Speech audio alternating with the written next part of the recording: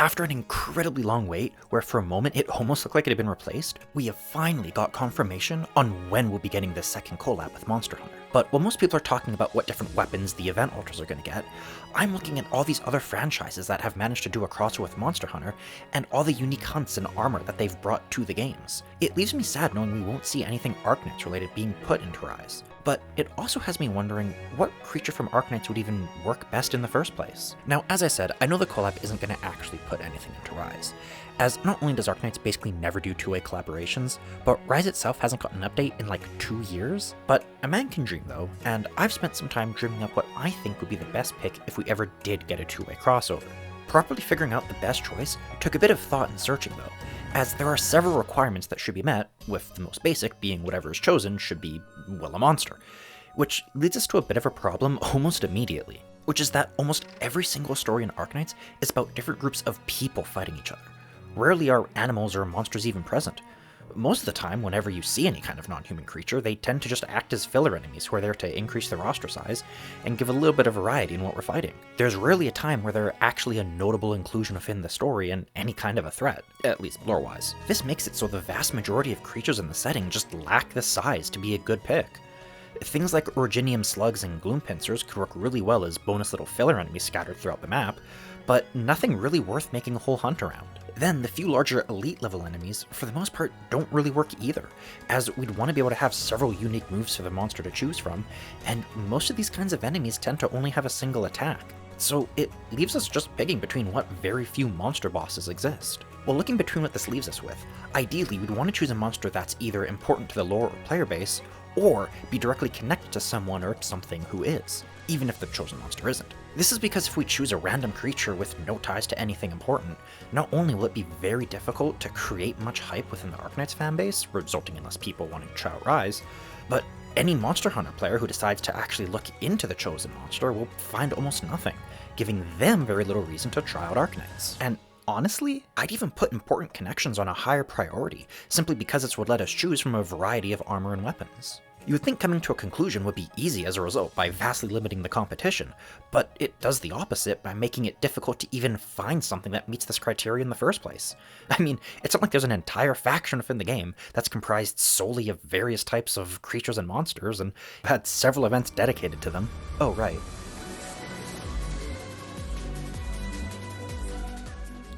At first glance, the Seaborn do seem to be a perfect fit for this.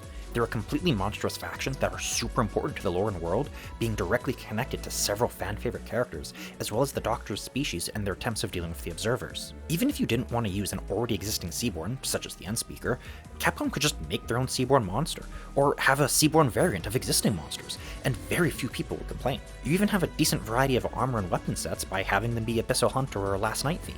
So why do I think they aren't actually the best? For me, the problems are twofold. Firstly, the Seaborn are just much more of a horde faction. Well, yeah, they do definitely have some individually powerful creatures. Their real strength lies in just how many of them there are. A Seaborn invasion is never just one or two kinda tough guys, it's an entire swarm. It makes them a much better fit for a crossover where you are fighting tons of enemies, from more of a RPG style game where you fight multiple pockets of small groups, such as the Limbus crossover, or some kind of horde shooter in a similar vein to Left 4 Dead or Darktide. The second problem, and may the law forgive me for bringing this up, is the power scaling of it. Putting the Seaborn into the world of Monster Hunter would be the equivalent of hitting them with the Flood from Halo and the Tyranids from Warhammer at the same time. They're a reality-ending threat that's going to require every single faction of Terra to work together just to simply stand a chance against them. And the world of Monster Hunter is simply not prepared to deal with a threat this large. Narratively, the world is just completely f***ed the moment the Seaborn show up. Killing the single Seaborn you've been sent to hunt wouldn't even make a noticeable impact on the Seaborn as a whole. And yeah, in a crossover you can kinda get away with a lot. Capcom could totally just say that the Seaborn in the crossover can't reproduce, or something else happens that prevents them from being the threat that they really should be. But doing something like this would take away a lot of what makes the Seaborn, and feels like you're doing a disservice to what they are by making such a drastic change just to make a collab work. Feeling more like you're trying to fit a square into a circle hole just for the sake of it, rather than choosing something that can already fit perfectly fine as is. Now, the most likely scenario if a two-way collab were to happen would most likely be Hypergriff choosing to offer the Seaborn due to all the reasons I brought up at the start of this section. But I wanted to figure out what the best choice would be, not the most likely. So, if the Seaborn are a no-go, what does that leave us with? Well, there are the Beast Lords. They have a degree of importance and several options for attacks, and you can even make it so you have to hunt all three at once. But they all do come with their own individual problems. The High Priest and the Big Ugly Thing might be seen as too similar to a Tal and be way too slow for eyes. Zaro would likely be too small to work well, and Dolly would honestly just be annoying as hell to fight. So while they could work, they're more of a second place choice to me at best. But after looking through all the potential options that I'm aware of, I believe I have found the best choice who would not only work well mechanically, but narratively, and even being able to stand out purely just on its visual design alone. And that option is free.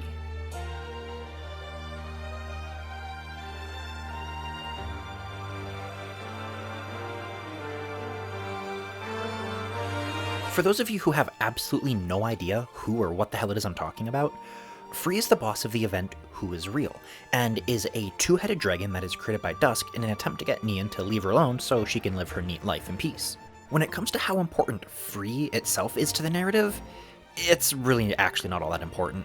I mean, it doesn't even get a CG of its own, despite being the boss of the event. But Dusk and the entire Sui storyline are very important.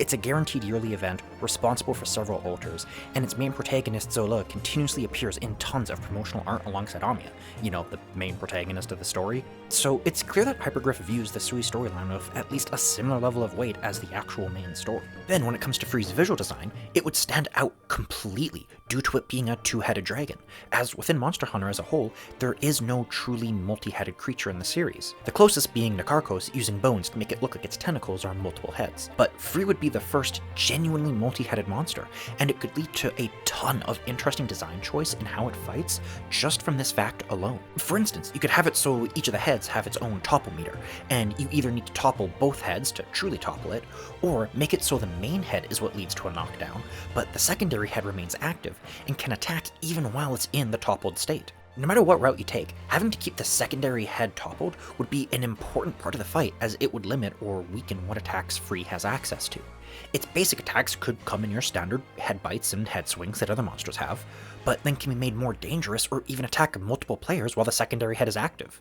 Free also has a ranged attack, which could not only work in the same way as the melee attack, being made stronger, but Free could also threaten both nearby and faraway hunters at the same time with completely different moves. We haven't even looked at any of Free's actual unique moves or abilities, and we already have an insanely solid start just based off of Free's design alone. Free would also likely remain unique in this regard for quite some time, as the Monster Hunter devs do try to keep their monsters at least vaguely realistic in how their creatures biologically work, for the most part.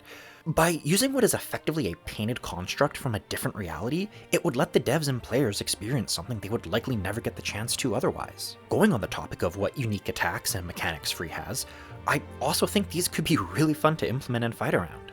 Weft and Warp leaves an ink scroll on an operator that explodes after a short delay.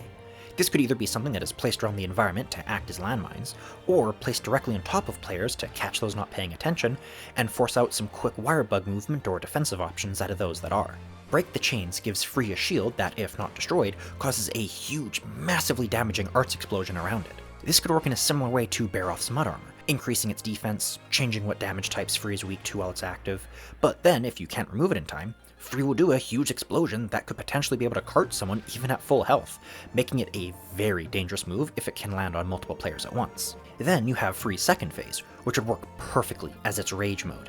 On top of just getting a raw damage boost, Weft and Warp can produce more ink swirls, Break the Chains gets a stronger shield, and whenever it does enter its rage mode, Free can be given a few short seconds of invulnerability where it gets surrounded by the yellow aura. All of this can then be enhanced even further by including the mechanics of the event Free is from. During Who is Real, both operators and enemies can have marks of Hui or Ming, and depending on which mark your operators and enemies have, it changes the type of damage being dealt.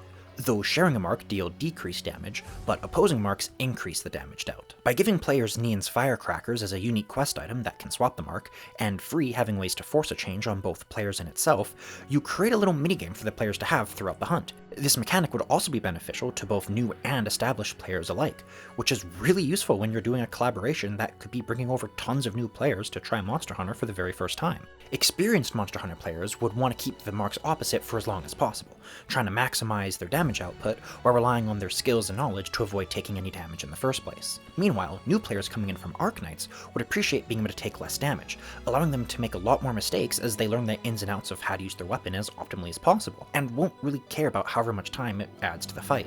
Finally, while I know it's not the main draw of Monster Hunter games, I think the story that could be attached to Free would work far better than any other option you could pick within Arknights. One of the major parts of Dusk's powers is to just straight up paint pocket dimensions you can enter, so having her be responsible for the crossover occurring by one of her paintings taking everyone to the world of Monster Hunter instead of whatever world she painted would be perfect for a crossover scenario. It also sets up reasons for characters like Nian or Zola to tag along and be the ones to hand out the quest. For Nian, it's to both annoy her sister and try to drag her back, and in Zola's case, it's because it's literally his job to keep an eye on and deal with all of the Sui siblings' nonsense. Then, the reason for the quest existing is because Dusk once again summons Free as an attempt to keep Nian and Zola busy, while she heads out in the wilderness. With Nian and Zola lacking the resources to take on Free at the moment, they turn to the Hunters for help, who also want to get rid of Free due to all the problems that it's causing within the ecosystem. Finally, the quest ends with the three of them deciding to stick around for a bit and enjoy the sights, with repeat quests occurring because Dusk has decided to sneak off once again. You even have the opportunity for some interactions between the Sui siblings and the Wyvern twins,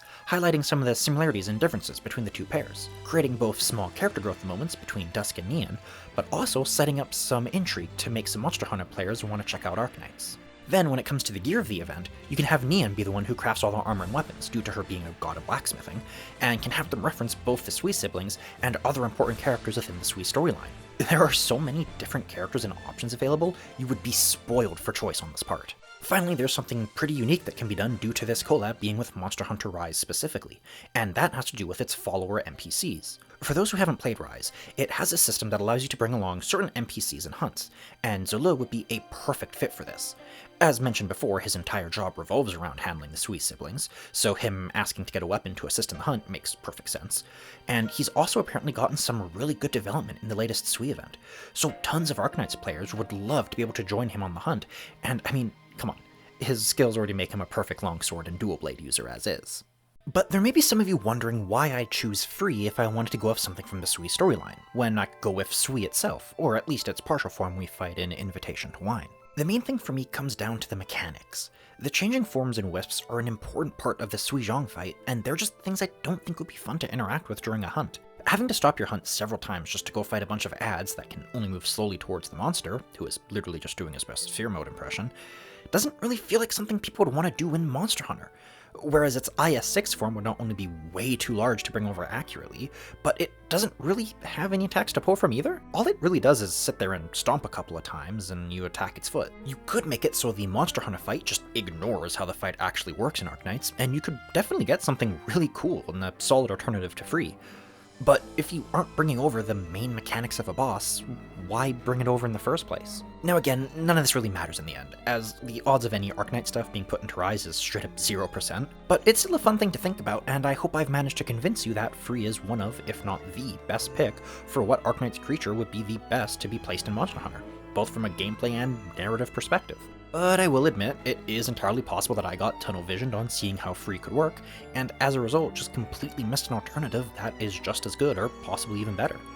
So if you have an idea on what could work, or honestly something that would just be really cool to see turned into a Monster Hunter fight in general, leave a comment. I'm really curious to see what other people come up with.